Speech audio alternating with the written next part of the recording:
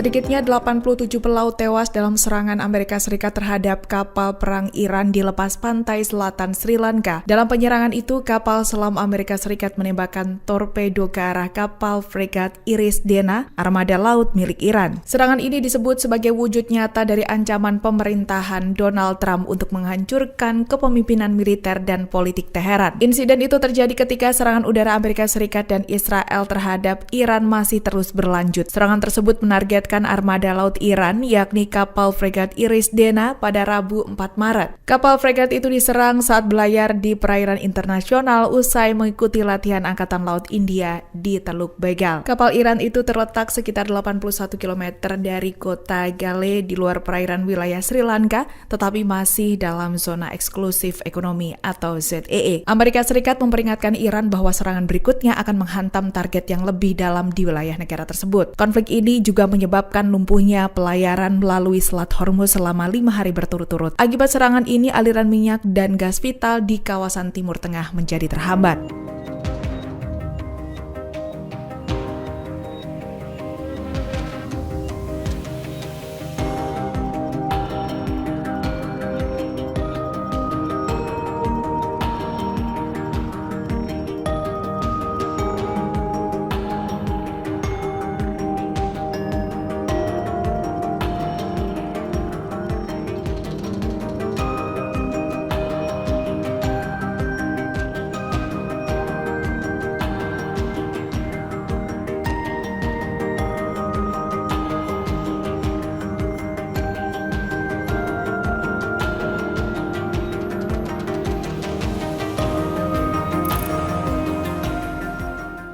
Download Tribun X sekarang, menghadirkan lokal menjadi Indonesia.